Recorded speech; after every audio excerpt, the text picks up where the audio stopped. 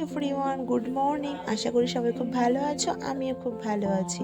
এই দেখো আমাদের আম গাছে মুকুল চলে এসেছে, শুধু আমের অপেক্ষা।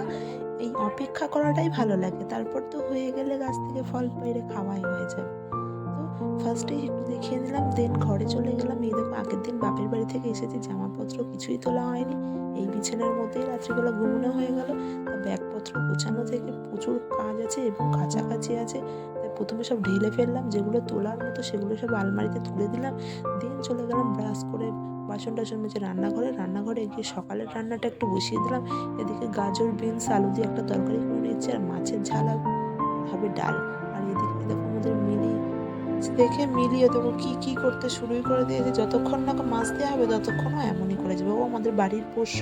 আর এই দেখো আমার শাশুড়ি মা তো চোখে অপারেশন হয়েছে, উনি তেমনভাবে একটা কিছু পায় না। তো বাসনগুলো সব মেজে দিয়েছে, অ্যান্ড এই দেখো জামা কাপড়গুলো কেচে দিয়েছে, আমি এগুলো ধুয়ে মেলে দেবো। তারপরে এই দেখো এদিকে আমাদের পালং শাক হয়েছে, আর এদিকে বাসনপত্রগুলো সব ধুয়ে নিয়েছি।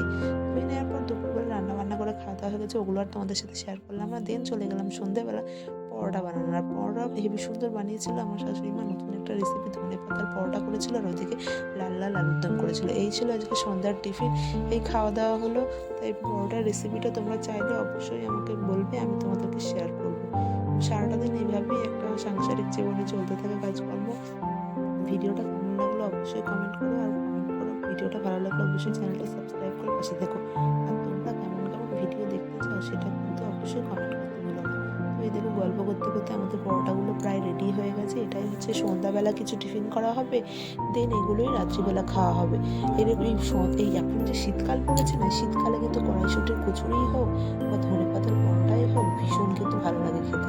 আর তোমরা এরকম পরোটা খেতে ভালোবাসো কিনা অবশ্যই কমেন্ট করতে ভুলো না। ততক্ষণ সবাই ভালো থাকো, সুস্থ থাকো। ততক্ষণ সবাইকে জানাই শুভরাত্রি।